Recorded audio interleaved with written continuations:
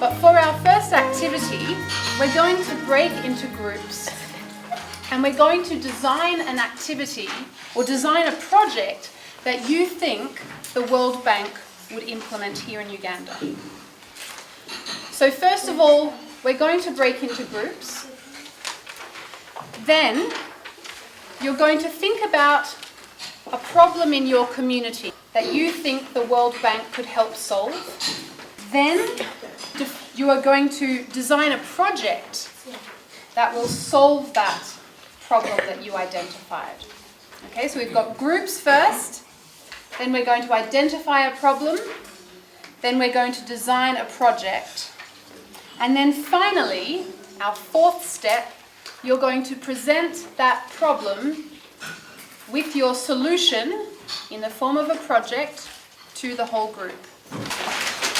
So what I would like to do, I'm going to break you into groups of 5 or 6, and I would like a mix. So if you are in a group that just has students from your school, then you need to mix it up a little bit.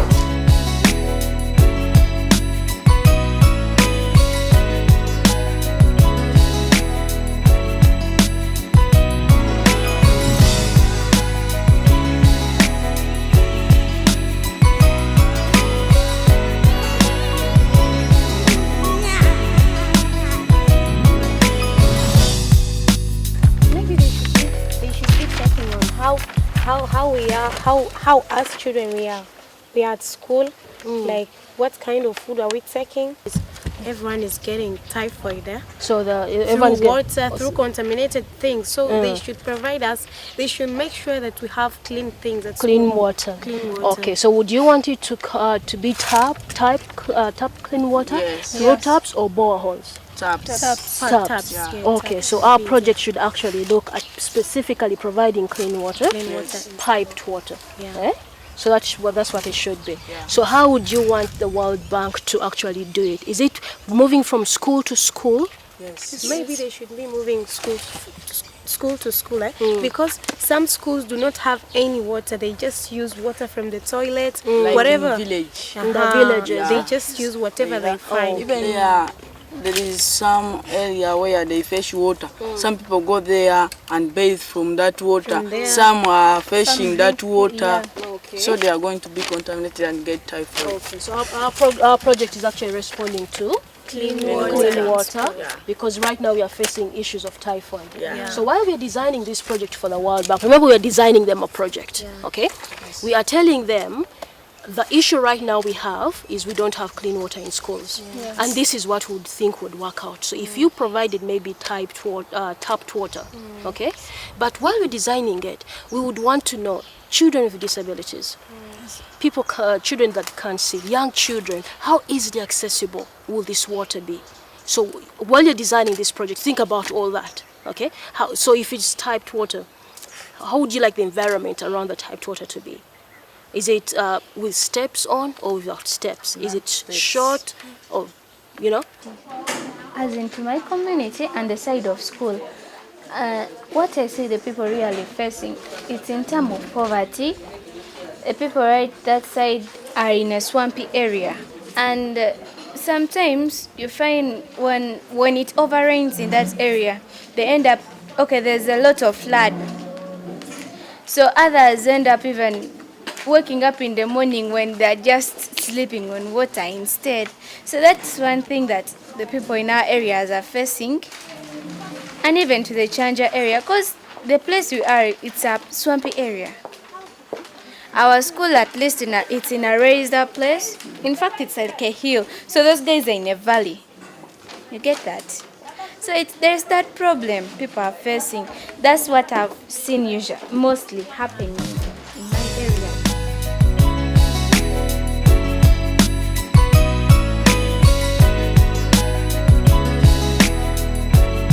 everyone is getting typhoid within contaminated water.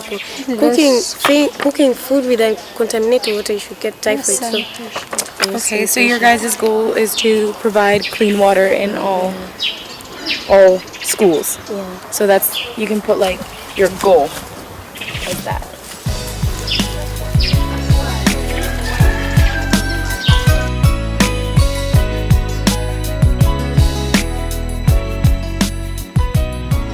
Or have other physical disabilities, how do they access their water? Is it accessible for them? Are you going to build a borehole that is, for example, perhaps close to their school or close to a community centre that they use? When maybe by wind, so it will not affect someone who is disabled to lose his energy, because it is already the wind that moves it, so just get the water.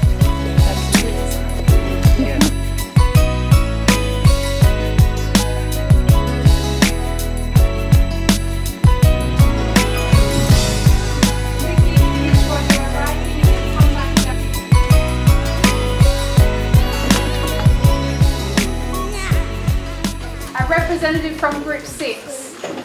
We named our group Ash Bear, and the problem we are allocating is slums. The first consequence of provision of slums is poor health. Their health isn't something that you can praise, so it's a problem, particularly in slums. And the other problem is slums in Uganda are liable to floods. And these floods are likely to lead to diseases. Particularly, we can think of diarrhea and cholera. People in slums are being neglected. They really lack services like education. The project which we would suggest to undertake is constructing public houses, whereby constructing these houses will provide land for expansion. Particularly, we are to concentrate on this expansion. Be enough for construction of hospitals and schools. And then the other thing is stabilizing health. Still, this might be under this, expansion of land. Having constructed these houses, we shall be having now a chance or possibility to establish healthy centers due to the fact that we've got enough land. And the other outcome, as in what may be of positive side, as if how public houses are being constructed, is provision of public services. Because having constructed these houses, for a very good house, it must have various things, but it must have infrastructure, specifically roads. The hindrance of public services to slums is the means of communication, how the government can get there. But having provided land will provide enough space for construction of roads, which will again simplify provision of public services. Then the consequences, what it may have, or maybe what may be the outcome of establishing or building the public houses from the then slums is reallocation. People will need to be reallocated from where they lived before to the newly built houses. We are considering the then appearance, because the best example I can ever give is the Usafi area. There before, the landscape was quite fine, but the slums were demolished, and then there was establishment of a market and a park. For it was looking good, because I grew up there, looking at the landscape, it was so pleasing, but it changed. It's like a consequence. It might seem negative, but due to the positive fact that existed before, we got its occasion, as in it occurred, whereby the land was deformed before construction. construction of these houses, particularly in that area, they constructed a park, but it is of the very effect.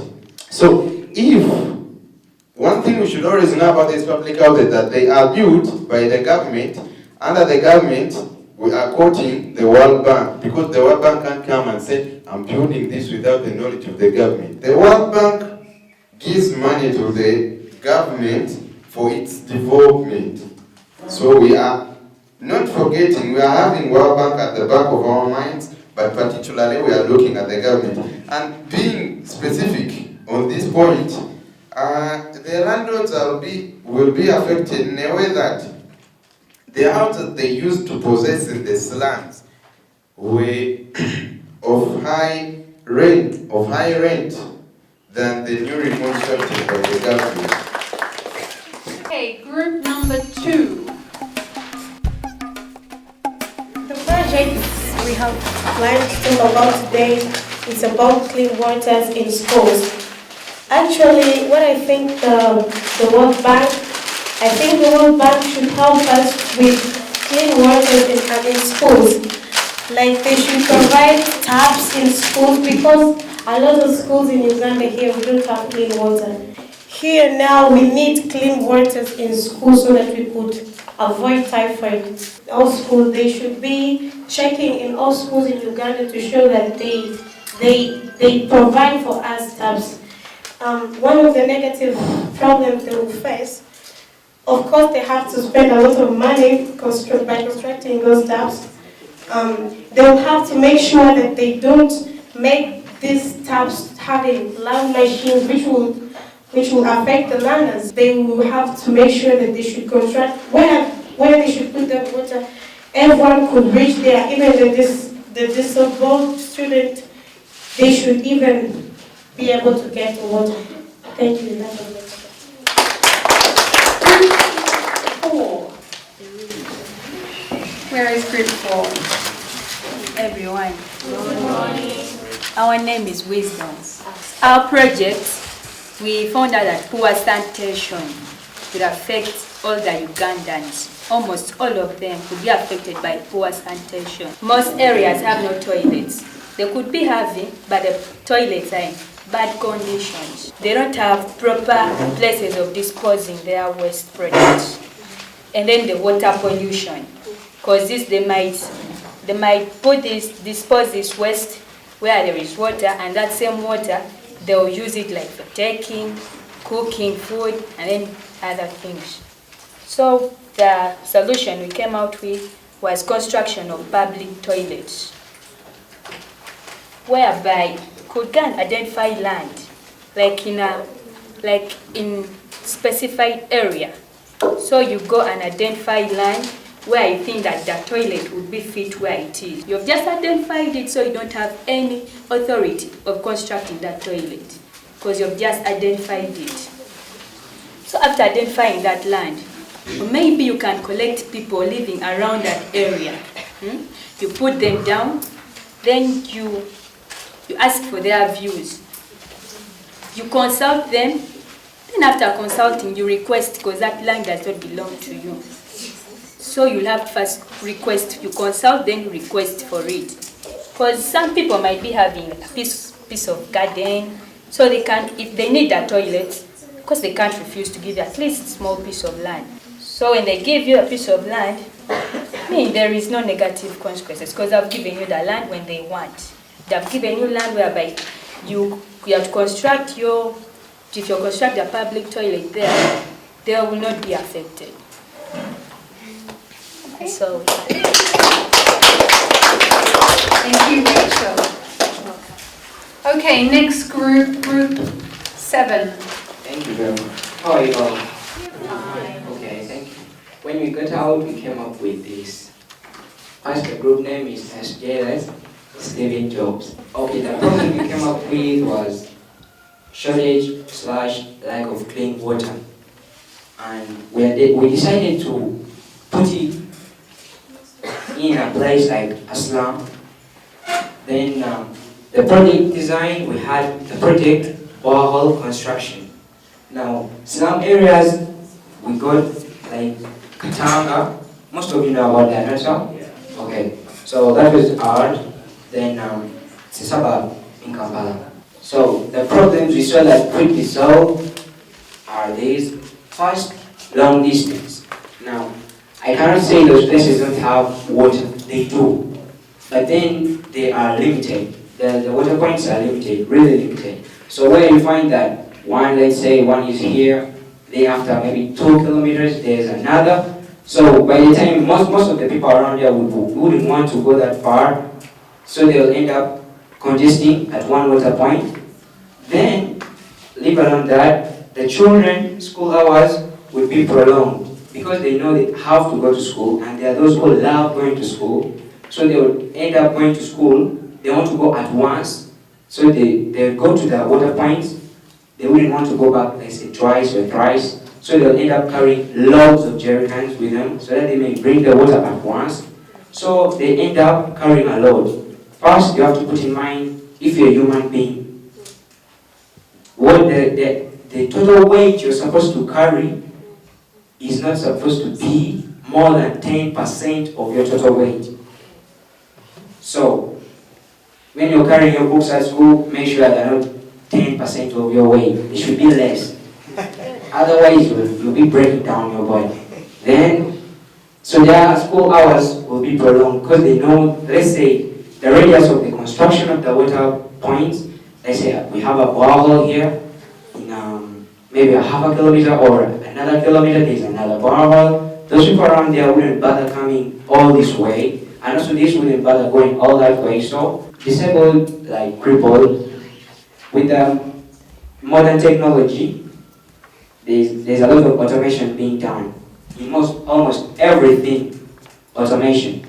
So like here, when a borehole is constructed, it will be automated, where you wouldn't need to really pump the water. You just go with a small key, insert it in, and you find that the water is going to come. And first, the automation doesn't really use electricity. Now, that will also be conserving power, and then the disabled, like the crippled, be catered for, because they wouldn't have to use most of their energy in pumping the water. So, condition of water points, I already talked about that, and schools. When you construct them as schools, first of all, the school will be able to budget more. Because water is something very essential, and so you find most schools want to have the water in plenty. Let's say there are schools that have swimming pools, treat, like the water is very much. So there's a lot of money to waste on the water. Your school fees will be used to budget for other things, like maybe stock your library, stock your computer labs. Then there maybe you'll reduce automatically. Then there is healthier nation. Now let's say the negative side. There is joblessness for those involved. Let's say you had in a slum, you're there, let's say me have, let's say, 2 taps. So people will be coming to me with their money, the little they have. Because first of all, settling in a slum really shows you don't have a lot. So they will have to waste a lot of money on the taps. And then these people who have the taps, they are going to again lose. But then first, how did you come up? How did you get the power and the money to establish these taps? Meaning you have something. So you have to leave those who don't have to cater for themselves. So this is not much of a worry. And the nurses, those who used to treat people with diarrhea, typhoid, it will be reduced. But that's the point. Why are they there? They are there to make people healthy. So they shouldn't worry if people don't go to them. They should be happy. So then there is pollution. This one mostly happens during the construction of the boreholes, like the environment, disposal of the residues from the construction. It should be proper. If it's not proper, then again it's affecting the environment indirectly. Thank you.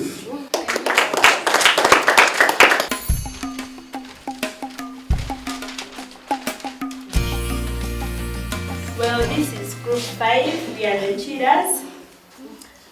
Our main problem here is global warming, and the solutions, we have tree planting, Well, this tree planting will be conducted in different places such as schools, villages, towns, everywhere. Well, the World Bank will have to help us by providing us with the funds for the seedlings and many other things. We need fertilizers for the land. Well, global warming has affected our community in a way that there is too much sunshine and the rainfall has really degraded. So if we plant trees, it will help in the formation of rainfall.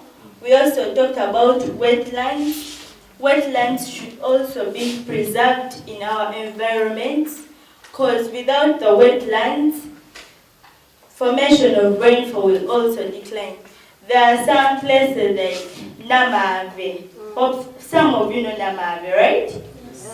The trees in Namave have been cut down in order to build industries. Well, the industries have helped in development, but have also led to decline in rainfall distribution.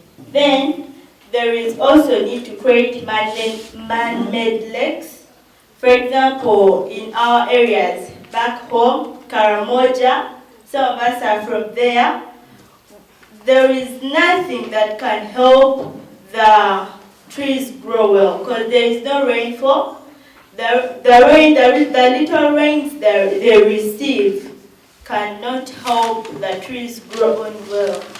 So there is need for making or creating man-made lakes that will help in the formation of rainfall. Then also sensitization of the students and people in the community. Because some people don't know that if they cut down trees or destroy trees, they will be affecting the environment negatively. Others think in the line of making money only. They think trees are there for timber and the timber is there for sale. They don't think about if I cut this one tree, I should plant like 2 or 5. They just think about planting, making money. Cutting, making money. Cutting, making money. I think that's all. Yep. We really wrongly interpreted the question. We changed it and said that our project has no negative effect. Yeah, it has some effects because when there is tree planting project in an area, there will be displacement of people. Like if here they bring that thing of planting trees, people will be displaced for those people to plant their trees.